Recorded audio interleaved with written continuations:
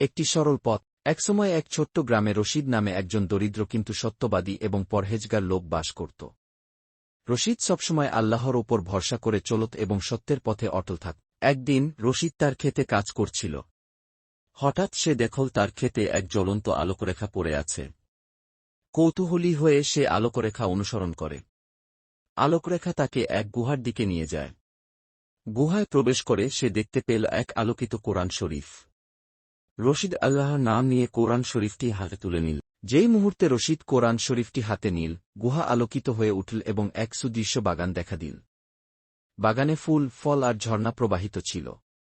রশিদ বুঝল এটি আল্লাহর কুদরত। রশিদ আল্লাহর দরবারে শুকরিয়া জানিয়ে বলল, হে প্রভু, আমি সবসময় তোর উপর ভরসা করতাম আর তোর কুদরত দেখার জন্য অপেক্ষা করতাম। আজ তুই আমাকে তোর কুদরত দেখার সুযোগ দিলি। সেই দিন থেকে রশিদ আরও বেশি ইবাদত ও দানধান করত। গ্রামের লোকেরা তার সততা ও আল্লাহভক্তির প্রশংসা করত এবং তাকে অনুসরণ করত। রশিদ সবার জন্য এক অনুপ্রেরণা হয়ে উঠেছিল। এই গল্প থেকে আমরা শিখি, যারা সত্যের পথে অটল থাকে এবং আল্লাহর উপর ভরসা করে, আল্লাহ তাদের জন্য কুদরত প্রদর্শন করেন। এই কুদরত তাদের জীবনকে আলোকিত করে তোলে এবং সমাজে একটি উদাহরণ স্থাপন করে। আল্লাহ আমাদেরও রশিদের মতো সত্যের পথে চলার তৌফিক দিন। আমি